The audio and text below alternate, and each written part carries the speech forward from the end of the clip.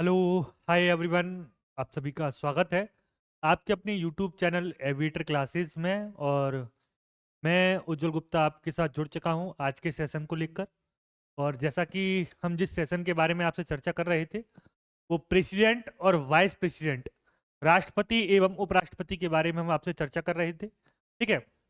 इसका जो पार्ट 1 है हम इसको कल कर चुके हैं। ठीक है। और आज की जो क्लास है वो पार्ट 2 होगी, लेकिन क्वेश्चंस कर रहे हैं और क्वेश्चंस बेसिकली वही क्वेश्चंस हैं जो आपके आरआरबी के द्वारा किसी न किसी एग्जाम में पूछे गए हैं।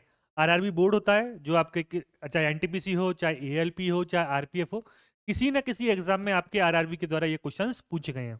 तो आपका दायित्व होगा, आप क्या कर देंगे, क्लास को शेयर कर देंगे, लाइक करेंगे और जल्दी से सभी बच्चे लाइव जुड़ जाएंगे। ठीक है। जल्दी से लाइव जुड़ जाएंगे सभी बच्चे।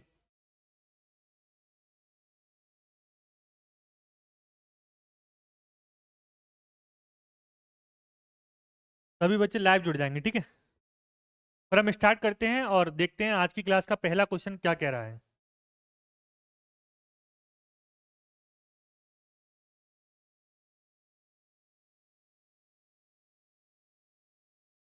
आज की क्लास का पहला क्वेश्चन, लगभग 40 क्वेश्चंस हम कर चुके थे, आज 41 नंबर का क्वेश्चन है। और आज की क्लास का पहला क्वेश्चन है, ध्यान से पढ़ेंगे तब आप आंसर देंगे। 41 नंबर क्वेश्चन क्या कह रहा है, ध्यान से पढ़ेंगे। पहला क्वेश्चन है आज की क्लास का। ठीक है। आपसे कह रहा है भारत में दोनों सदन मतलब कितने सदन होते हैं। पहला होता है आपका लोकसभा और दूसरा होता है आपका राज्यसभा। दे भी रखा है लोकसभा और राज्यसभा। भारत में दोनों सदनों द्वारा प्रस्तुत और पारित किए गए सभी विधेयक के अनुमोदन के बाद लागू हो सकते हैं। मतलब लोकसभा और राज्यसभा के द्वारा पारित विधेयक द्वारा पारित विधेयक किसके अनुमोदन के, किसके अनुमोदन के बाद ही क्या हो सकते हैं, आपके लागू हो सकते हैं या वो एक्ट अधिनियम बन सकते हैं, या वो अधिनियम बन सकते हैं। क्वेश्चन नंबर 1 को ध्यान से पढ़ेंगे तब आप आंसर देंगे। ठीक है। भारत में दोनों सदनों, चाहे तो वो आपकी लोकसभा हो चाहे वो राज्यसभा हो, दोनों सदनों के बाद पारित विधेयक वो क्या बन सकते हैं, आपके अनुमोदन के बाद वो लागू हो सकते हैं। किसके अनुमोदन के बाद बताएंगे जल्दी से। किसके अनुमोदन के बाद, जल्दी से बताएं।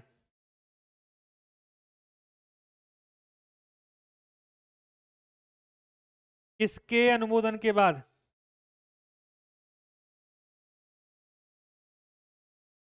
जल्दी से बताएं तो आपको पता है संसद। संसद के 3 अंग होते हैं, प्रेसिडेंट ऑफ इंडिया, लोकसभा और राज्यसभा। 3 अंग होते हैं। ठीक है। इसमें से ये 2 सदन है, लोकसभा और राज्यसभा। लोकसभा और राज्यसभा अगर मान लो कोई लोकसभा ने पास कर दिया और राज्यसभा ने दोनों पास कर दिया, तो लास्ट में किसके पास जाता है, लास्ट में कोई भी जो विधेयक होता है आपका वो किसके पास जाता है, वो जाता है आपका प्रेसिडेंट ऑफ इंडिया। जब प्रेसिडेंट ऑफ इंडिया अनुमति दे देगा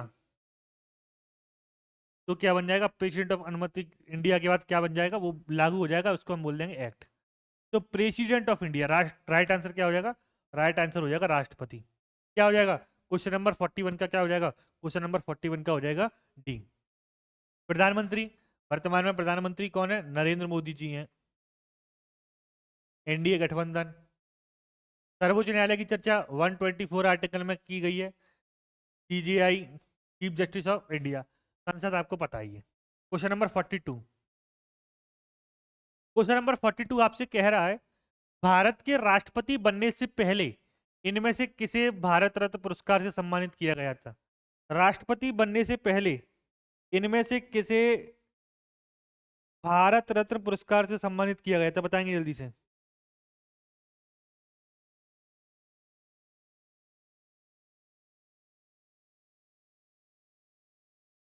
जल्दी से बताएं।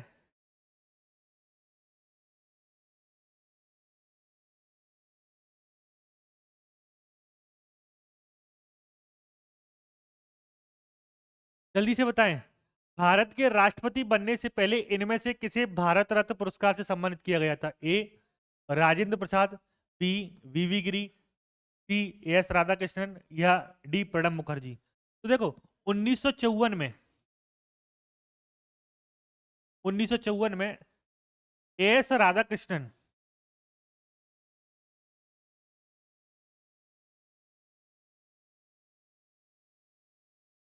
एस राधाकृष्णन को क्या मिला था आपका? भारत रत्न मिला था। जबकि ये 1962 में,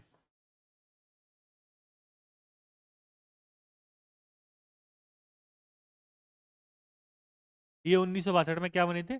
1962 में राष्ट्रपति बने थे। कौन बने थे? 1962 में राष्ट्रपति बने थे। और ऐसे ही doctor APJ Abdul Kalam, APJ Abdul Kalam,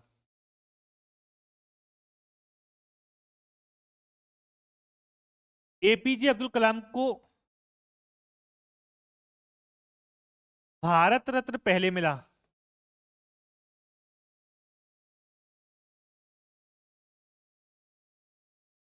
और राष्ट्रपति क्या बने आपके? राष्ट्रपति बाद में बने।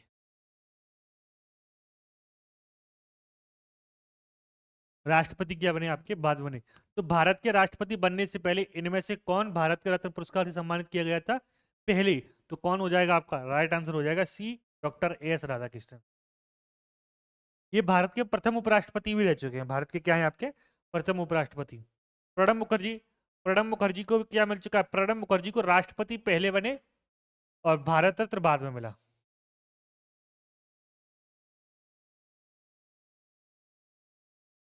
राष्ट्रपति पहले बने और भारत रत्न बाद में मिला। क्या मिला आपका? राष्ट्रपति तो पहले बने और भारत रत्न क्या मिला है आपका? भारत रत्न बाद में मिला है। तो राइट आंसर क्या हो जाएगा? राइट आंसर हो जाएगा 42 का सी।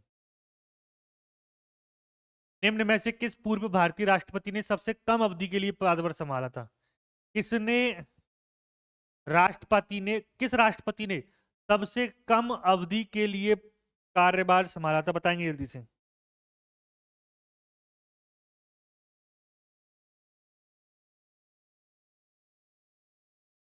सबसे कम अवधि के लिए पदभार संभाला था।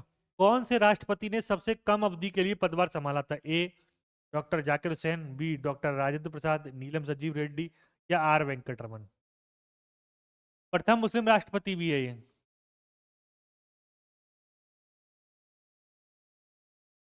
तो वो कौन थे? किस पूर्व भारतीय व्यक्ति ने सबसे कम अवधि के लिए पदभार संभाला था? तो वो थे डॉक्टर जाकिर हुसैन। सबसे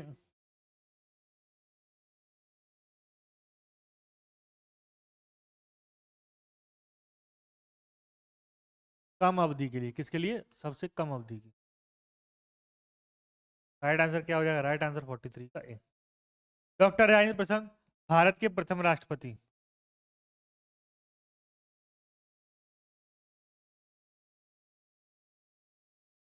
क्या है आपके? भारत के प्रथम राष्ट्रपति कौन है? डॉक्टर राजेंद्र प्रसाद।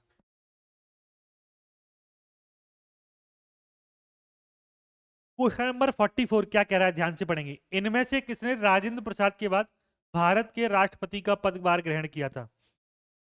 किसने राजेंद्र प्रसाद के बाद भारत के राष्ट्रपति का पद ग्रहण किया था? एस राधाकृष्णन, ज्ञानी चेल सिंह, बीवी गिरी सिंह, या एन संजीव रेड्डी। बताएंगे जल्दी से।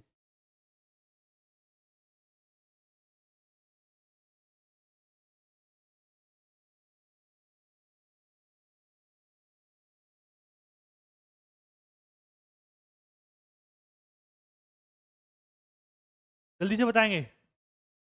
इनमें से किसने डॉक्टर राजेंद्र प्रसाद के बाद भारत के राष्ट्रपति का पदभार ग्रहण किया था? तो वो किसने किया था? एस राधाकृष्णन ने। ये भारत के दूसरे राष्ट्रपति,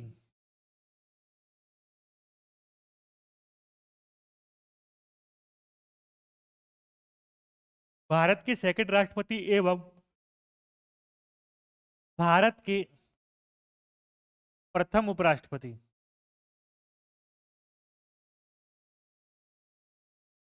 भारत के प्रथम उपराष्ट्रपति। तो राइट आंसर क्या हो जाएगा? राइट आंसर हो जाएगा ए एस राधाकृष्णन।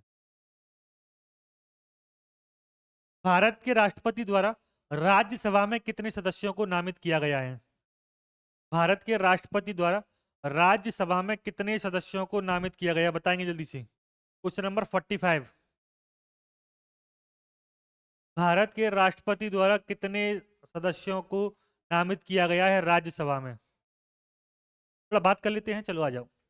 राज्यसभा, राज्यसभा को हम बोलते हैं उच्च सदन। क्या बोलते हैं? उच्च सदन। अधिकतम सदस्य संख्या कितनी है?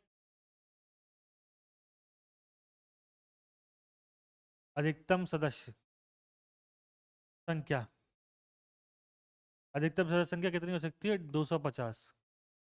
कितनी हो सकती है? 250। ठीक है, वर्तमान में कितने हैं? वर्तमान में 245। 245 में से 233 सदस्य, 233 सदस्य क्या होंगे? 233 सदस्य होंगे निर्वाचित, और जबकि 12 जो सदस्य होंगे वो क्या होंगे? आपके मनोनीत। कला, साहित्य, विज्ञान, कला साहित्य विज्ञान एवं समाज सेवा के क्षेत्र से होते हैं ये 12 सदस्य। तो राइट आंसर क्या हो जाएगा? राइट आंसर हो जाएगा 45 का ए बार। 46। राष्ट्रपति द्वारा लोकसभा और राज्यसभा में मनोनीत सदस्यों की कुल संख्या कितनी है? राष्ट्रपति द्वारा लोकसभा और राज्यसभा में मनोनीत सदस्यों की संख्या कितनी है? 16, 18, 12, 14? बताएंगे। 16, 18, 12 या 14? राष्ट्रपति द्वारा लोकसभा और राज्यसभा में मनोनीत सदस्यों की कुल संख्या कितनी है? तो कितनी है? वो है 12। 12 सदस्य कितने मनोनीत किए जाते हैं आपके? 12 सदस्य मनोनीत किए जाते हैं। कितने मनोनीत किए जाते हैं आपके? 12 सदस्य मनोनीत किए जाते हैं।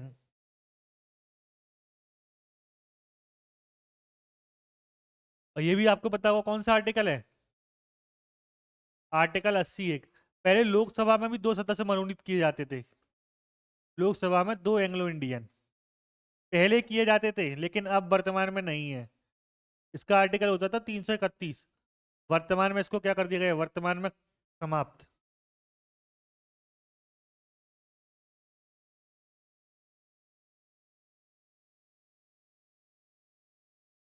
राष्ट्रपति शासन के अधीन किसी राज्य का बजट के समक्ष किसके राष्ट्रपति शासन, अगर किसी राज्य में राष्ट्रपति शासन लगा हुआ है तो उस राज्य का बजट किसके समक्ष पेश किया जाता है? बताएंगे यदि उस राज्य का बजट किसके समक्ष पेश किया जाता है?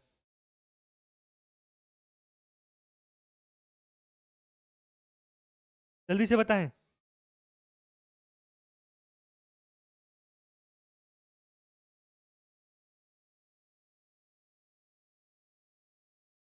राष्ट्रपति शासन के अधीन किसी राज्य का बजट किसके साथ समक्ष पेश किया जाता है? किसके समक्ष पेश किया जाएगा? आपका लोकसभा के। किसके समक्ष पेश किया जाता है? आपका लोकसभा। लोकसभा को पता ही है आपका कितने सदन होते हैं आपके? निम्न सदन। कितने सदन है आपके? निम्न सदन बोलते हैं इसमें। अधिकतम मेंबर कितने हो सकते हैं? 550। 550 में से 530 और 20। 530 आपके राज्यों से आएंगे, स्टेट से, और 20 आएंगे आपके यूटी से। लेकिन वर्तमान में सदस्य कितने हैं आपके? 543। 543 सदस्य क्या होते हैं आपके? निर्वाचित। निर्वाचित। लोकसभा के लिए न्यूनतम आयु कितनी चाहिए सदस्य बनने के लिए? सदस्य के लिए न्यूनतम आयु, सदस्य के लिए न्यूनतम जो आयु चाहिए, सदस्य के लिए न्यूनतम आयु कितनी चाहिए आपकी? 25। सदस्य के लिए न्यूनतम आयु कितनी चाहिए आपके? 25 वर्ष। तो राइट आंसर क्या हो जाएगा? राइट आंसर हो जाएगा 47 ए। राष्ट्रपति शासन कौन से आर्टिकल में लगता है? राष्ट्रपति शासन लगता है आपके, राष्ट्रपति शासन कौन से आर्टिकल में लगता है? 356 में।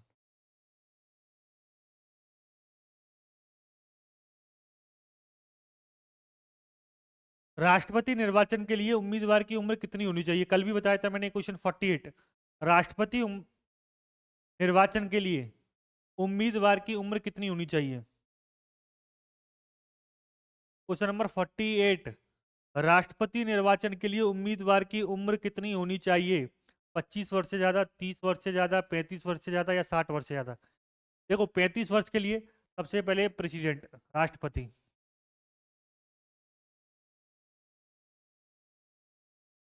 नंबर पर उपराष्ट्रपति। और तीसरे नंबर पर कौन है आपका? तीसरे नंबर पर है गवर्नर, राज्यपाल।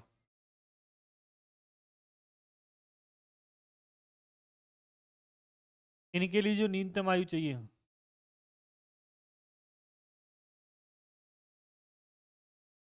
35 ईयर्स है। कितनी है न्यूनतम आयु? 35 ईयर्स, तो 35 वर्ष से ज्यादा। भारत का संवैधानिक प्रमुख कौन होता है? राज्यपाल, प्रधानमंत्री, संसद के प्रमुख या राष्ट्रपति? भारत का संवैधानिक प्रमुख कौन होता है? Question number 49।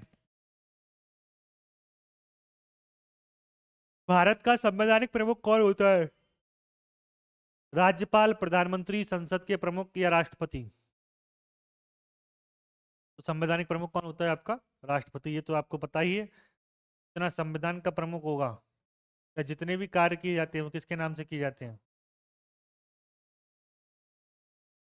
राष्ट्रपति के नाम से किए जाते हैं। भारतीय राष्ट्रपति का निम्नलिखित में से किसका कार्यकाल सबसे लंबा रहा है?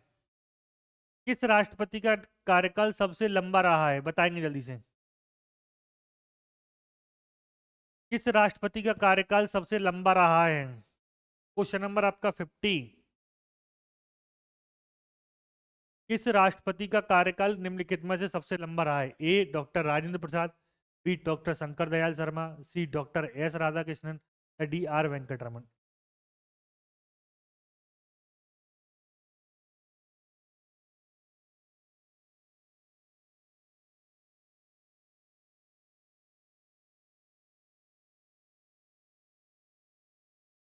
किस राष्ट्रपति का कार्यकाल सबसे लंबा रहा है? तो किसका रहा है आपका? डॉक्टर राजेंद्र प्रसाद का।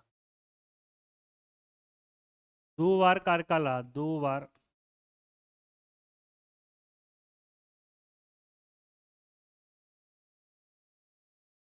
दो बार राष्ट्रपति। 2 बार बने आपके, 2 बार राष्ट्रपति। ये डॉक्टर भारत का पहला नागरिक भारत का पहला नागरिक होता है। क्वेश्चन नंबर 51 में डी ऑप्शन डालेंगे आप।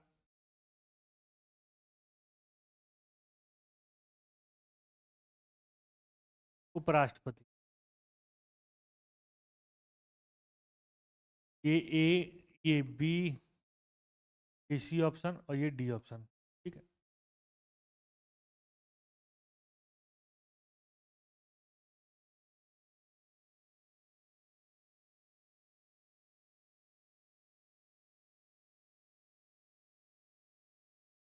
बताएंगे भारत का पहला नागरिक होता है।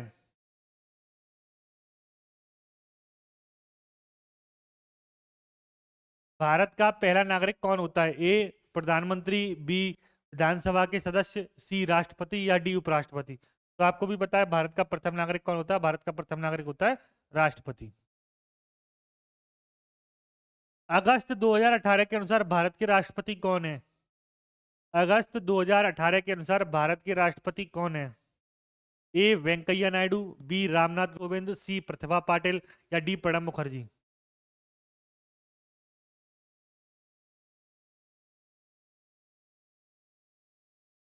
बताएंगे जल्दी से। अगस्त 2018 के अनुसार भारत के राष्ट्रपति कौन है? तो कौन है आपके? रामनाथ कोविंद जी। कौन है आपके? रामनाथ कोविंद, भारत की प्रथम महिला राष्ट्रपति।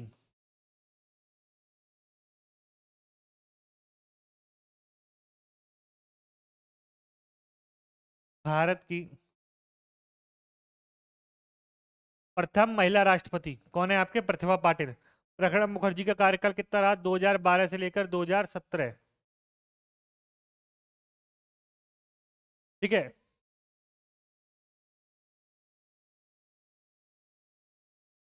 राष्ट्रपति का अध्यादेश कितनों दिनों तक प्रभावशाली रहता है? अध्यादेश कौन से आर्टिकल में है? अध्यादेश है आर्टिकल 123। यदि संसद का सत्र न चल रहा हो, यदि संसद का सत्र न चल रहा हो, तो राष्ट्रपति ऐसी स्थिति में क्या कर सकता है? आपका कानून बना सकता है। तो 1 साल, 2 महीने राष्ट्रपति से रद्द कराने तक, या 6 महीने। राष्ट्रपति का अध्यादेश कितने दिनों तक प्रभावशाली रहता है? 1 साल, 2 महीने राष्ट्रपति के इसे रद्द करने तक, या डी 6 महीने? बताएंगे जल्दी से, जल्दी से बताएं। राष्ट्रपति का अध्यादेश कितने दिनों तक प्रभावशाली रहता है? तो कितने दिनों तक रहता है आपका? 6 महीने तक। Right answer D. निर्वाचक मंडल जो भारत के राष्ट्रपति का चुनाव तो करता है। अच्छा, इस क्वेश्चन को ठीक से पहले एक बार सही कर लेंगे, तब हम इस क्वेश्चन को करेंगे। क्वेश्चन नंबर 54 है, ध्यान से पढ़ेंगे क्या कह रहा है ये क्वेश्चन। क्वेश्चन नंबर 54,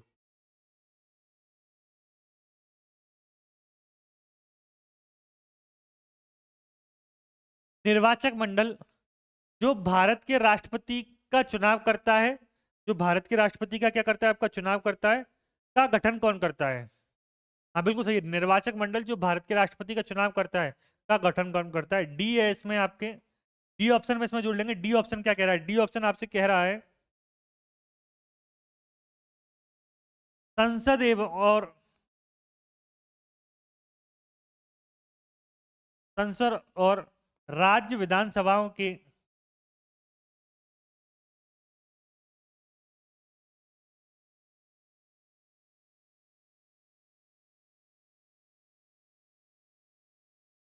निर्वाचित सदस्य,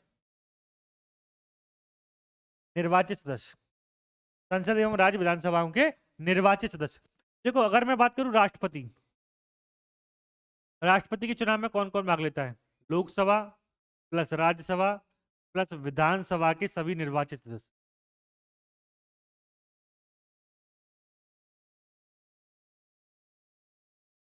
विधानसभा के सभी निर्वाचित सदस्य। जबकि अगर पूछे उपराष्ट्रपति के चुनाव में कौन भाग लेता है? उपराष्ट्रपति के चुनाव में लोकसभा, राज्यसभा के सभी सदस्य।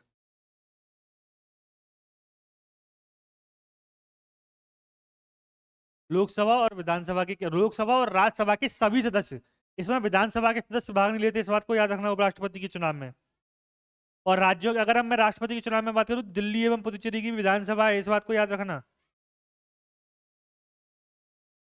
ठीक है, तो निर्वाचक मंडल जो भारत के राष्ट्रपति के चुनाव करता है, का गठन कौन करता है? संसद और राज्य विधानसभाओं के निर्वाचित सदस्य। राइट आंसर क्या हो जाएगा? डी।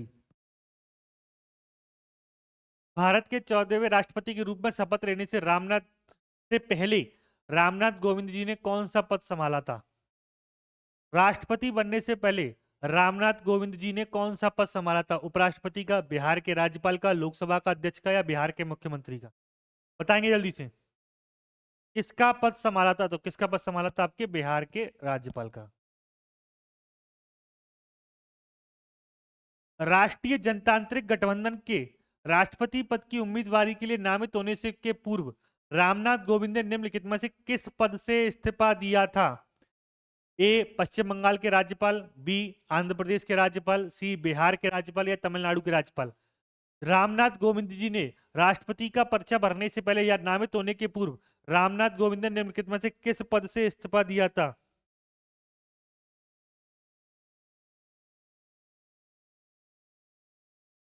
जल्दी से बताएं।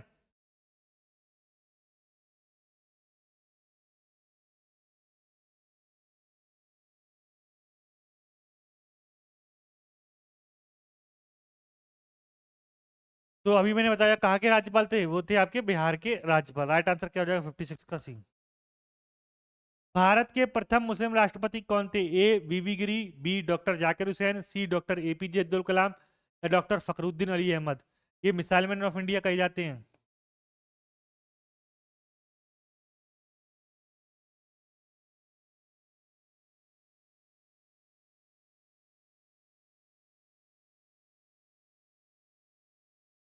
क्या कहे जाते हैं? आपके मिसाइल मैन ऑफ इंडिया। तो कौन भारत के प्रथम मुस्लिम राष्ट्रपति थे? तो कौन थे? आपके doctor Zakir Hussain. Right answer क्या हो जाएगा? बी। भारत के माननीय राष्ट्रपति रामनाथ कोविंद को किस राज्य से संबंध रखते हैं?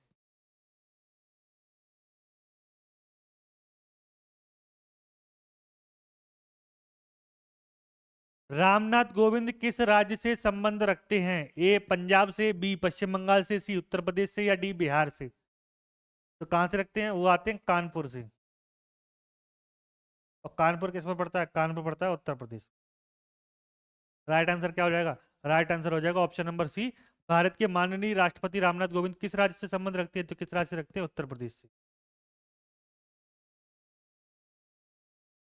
रामनाथ कोविंद ने भारत के 14वें राष्ट्रपति बनने के लिए किसे पराजित किया था?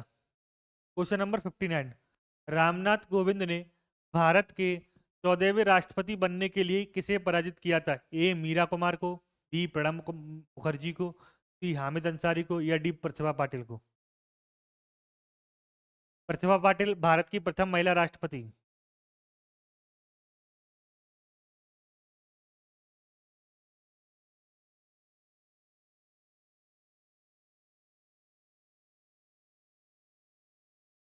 किसको पराजित किया था? आपका मीरा कुमार को।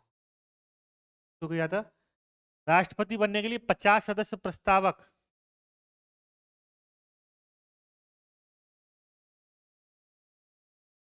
एवं 50 सदस्य अनुमोदक के रूप में होने चाहिए।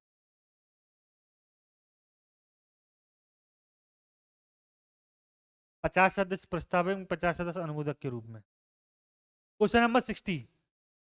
राष्ट्रपति की पॉकेट वीटो के संदर्भ में ऐसी टिप्पणी क्यों की जाती है कि भारतीय राष्ट्रपति की जेब अमेरिकी राष्ट्रपति की तुलना से बड़ी है? क्वेश्चन पढ़ेंगे आप, देखो अच्छा क्वेश्चन है आपका, इस बार ध्यान से देखेंगे।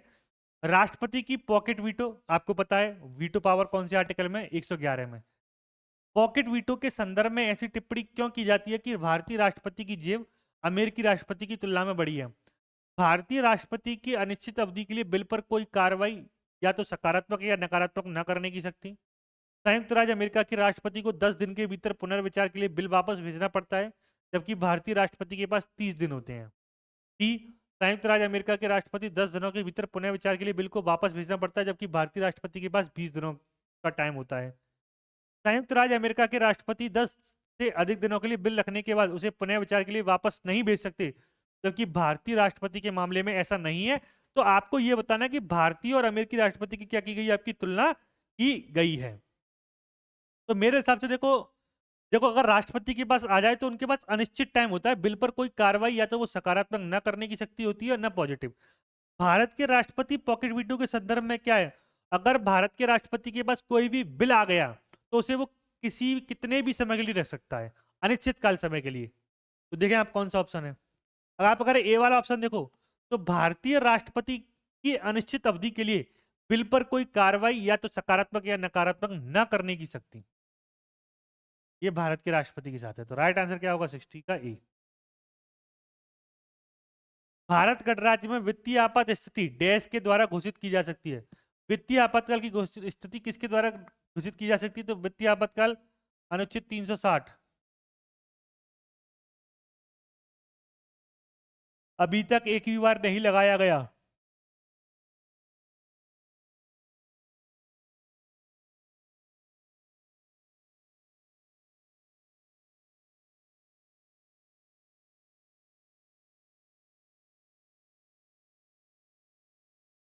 तो भारत के तो कौन लगा सकता है? आपका राष्ट्रपति।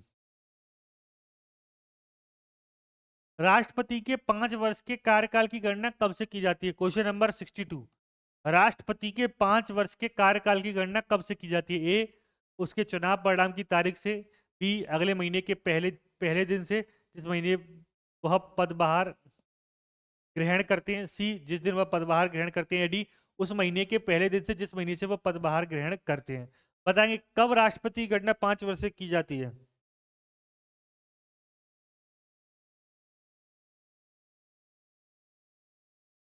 तो ऑब्वियसली जिस दिन से वो क्या करते हैं? आपके पदभार ग्रहण करते हैं। राइट आंसर क्या हो जाएगा? Option number C. भारत के राष्ट्रपति के चुनाव के संबंध में होने वाले विवाद में अंतिम फैसला लेने का अधिकार किसका है? राष्ट्रपति के चुनाव में के संबंध में होने वाले विवाद में अंतिम फैसला लेने का अधिकार किसको है? बताएंगे जल्दी।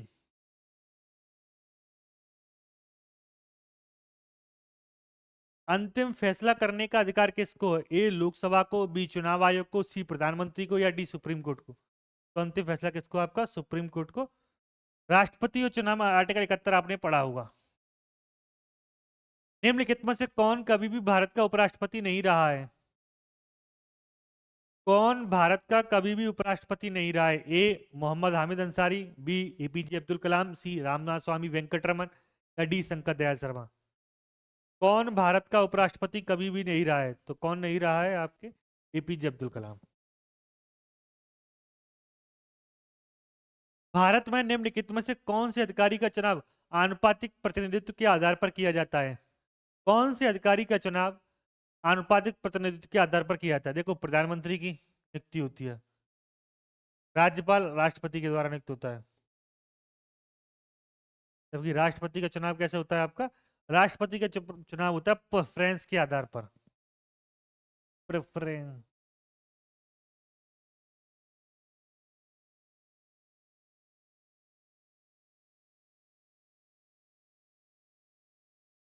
प्रेफरेंस के आधार पर होता है, एकल संक्रमणीय आनुपातिक पद्धति।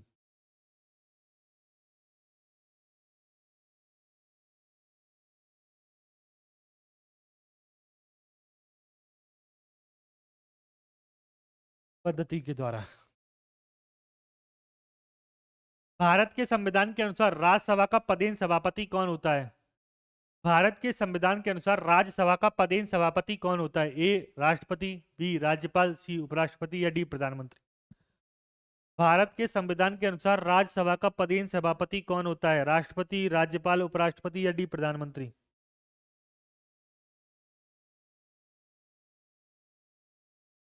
जल्दी से बताएं।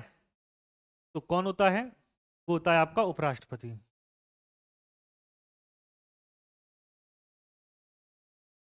भारत के उपराष्ट्रपति का चुनाव उपचुनाव निम्न में से कौन करता है? तो मैंने अभी क्या बताया था, उपराष्ट्रपति के चुनाव में लोकसभा और राज्यसभा के सभी सदस्य।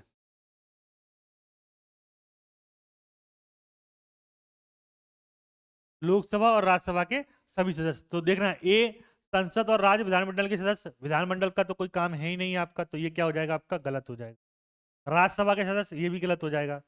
संसद के निर्वाचित सदस्य भाग नहीं लेते। राइट आंसर क्या हो जाएगा? संसद के दोनों सदनों के सदस्य। क्या हो जाएगा? संसद के दोनों सदनों के सदस्य इसमें भाग लेते हैं।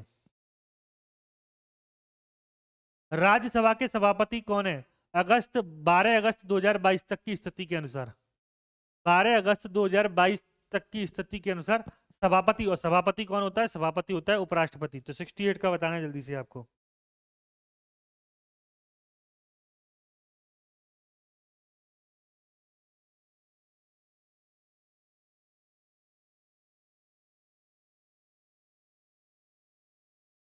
जल्दी बताएंगे।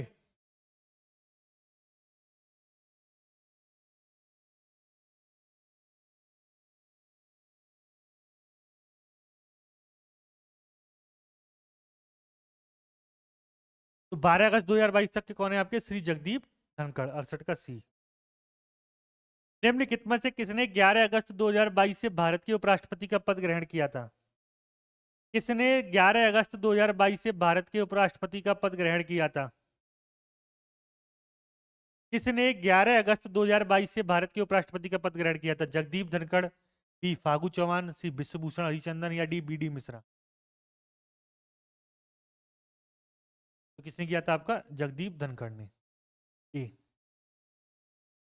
अक्टूबर 2020 के अनुसार भारत के राष्ट्रपति कौन है? Question number 17।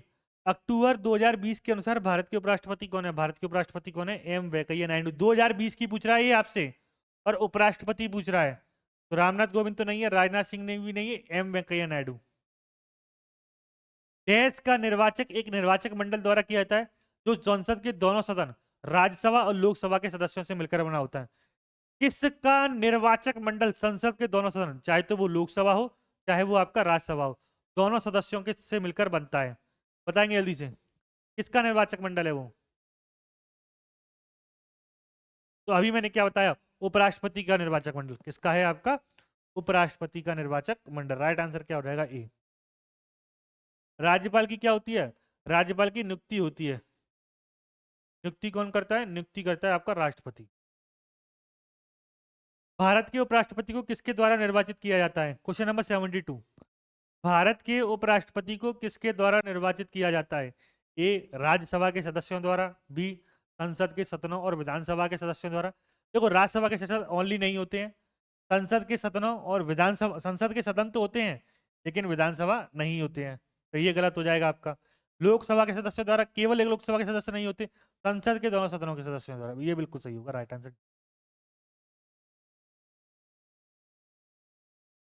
क्वेश्चन नंबर 73, भारतीय संविधान के अनुसार भारत के उपराष्ट्रपति का चुनाव, भारतीय संविधान के अनुसार भारत के उपराष्ट्रपति का चुनाव ए भारत के राष्ट्रपति द्वारा होता है, नहीं।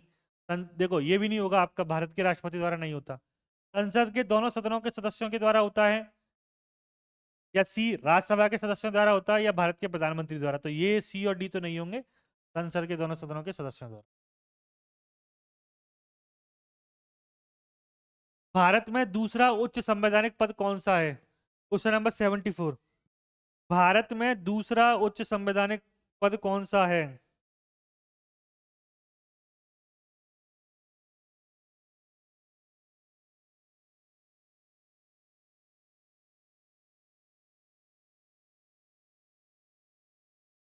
कौन है आपके दूसरा उच्च संवैधानिक पद कौन सा होता है? उपराष्ट्रपति। भारत के उपराष्ट्रपति का पद कितने समय के लिए होता है? क्वेश्चन नंबर 75, भारत के उपराष्ट्रपति का पद कितने समय के लिए होता है?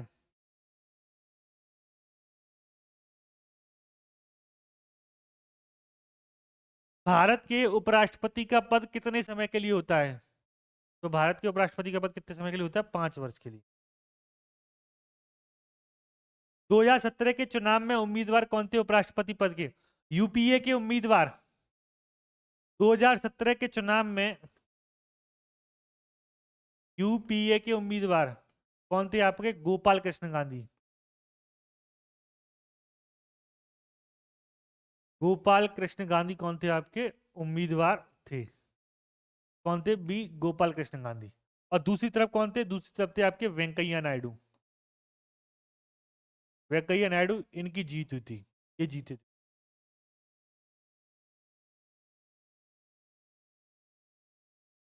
भारत में उपराष्ट्रपति के चुनाव से संबंधित किसी भी विवाद पर निर्णय लेता है? भारत में उपराष्ट्रपति के चुनाव से संबंधित किसी भी विवाद पर निर्णय कौन लेता है? ए उच्चतम न्यायालय, बी राष्ट्रपति, सी चुनाव आयुक्त, या डी उच्च न्यायालय। कौन लेता है निर्णय? आर्टिकल 71, यदि राष्ट्रपति एवं उपराष्ट्रपति के चुनाव से संबंधित कोई भी विवाद होता है तो उसका निर्णय कौन लेता है?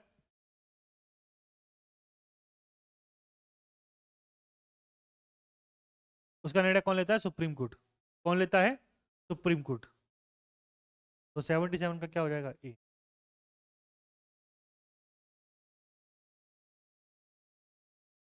निम्न में से कौन पदेन राज्यसभा अध्यक्ष के रूप में कार्य करता है? क्वेश्चन नंबर 78, कौन पदेन राज्यसभा अध्यक्ष के रूप में कार्य करता है? कौन पदेन राज्यसभा अध्यक्ष के रूप में कार्य करता है? बताएंगे जल्दी से। तो कौन करता है आपका? उपराष्ट्रपति। निम्नलिखित में से कौन से विकल्प में भारत का उपराष्ट्रपति बनने हेतु अर्हता या नहीं है, योग्यता नहीं है? कौन से विकल्प में? ए भारतीय नागरिक, 35 वर्ष की आयु से अधिक, की लोकसभा की सदस्यता का धारक, या राज्यसभा की सदस्यता का धारक। बताएंगे जल्दी से। अर्हता नहीं है, योग्यता नहीं है, 79।